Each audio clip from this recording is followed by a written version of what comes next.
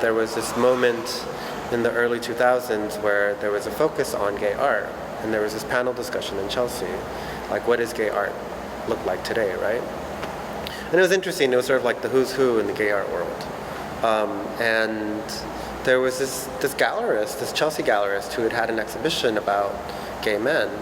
And someone in the audience said, "Why is there only one man of color in your exhibition?" And he had an exhibition of like 30 people. And he literally said, like, "Well, I don't know where to find artists of color."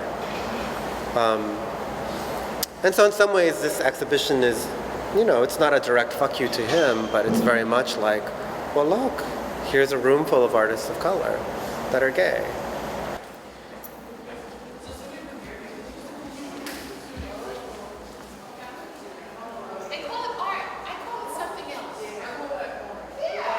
I have students that attend to Hostos, and they told me about it, and I just stopped in.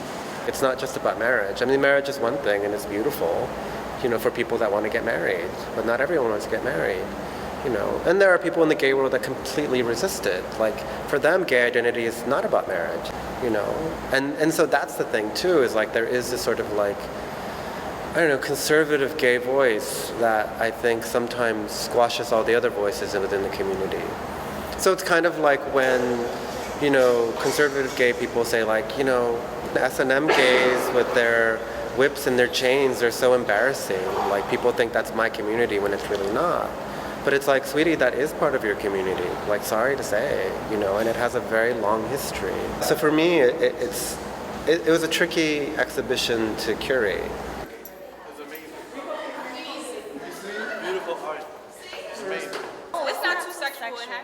It can never be too sexual because of the fact that even though you're young, you still have to know about sex to be open to what we have right now, which is like gay community and stuff like that. So why not learn about sex? There is sort of that stigma of like, well, what do you mean you're an artist? Like, what does that mean? That's not a functioning role in society.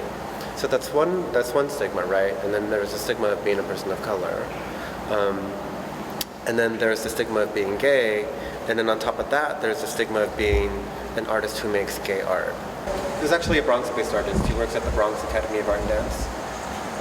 And they're all either waiting rooms or the facades of HIV testing centers in the city, which oftentimes can be, sites of anxiety, sites of trauma. I'm a little confused, but some of it has passages to where some of us think at times about some things that we think about, and that a lot of the exhibits here lead you to that. What that might be, I don't want to explain in depth, but I'm pretty sure that people come here, they'll be able to see that themselves. There's the insides of books that were written mostly before 1973 that looked at the pathology of homosexuality, right? So, the very first piece in the show is one of his drawings that just says, male homosexuals, their problems and their adaptations. So in some ways, it's sort of like a preface to the exhibition. It's like, these are all male homosexuals and their problems and their adaptations, like through art.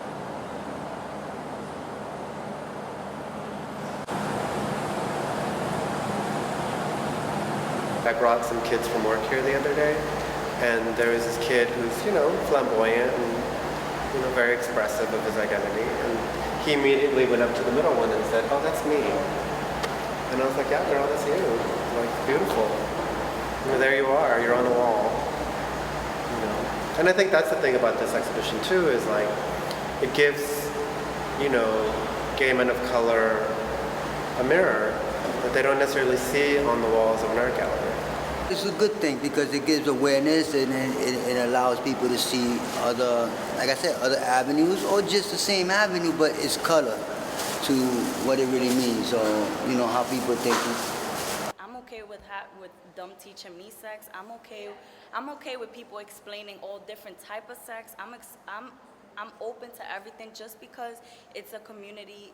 Why not learn about new things? One of the things I wanted to get away from in the exhibition is like gay male bodies of color are seen usually sort of like hypersexual. So you either have like the papi chulo, or the black stallion.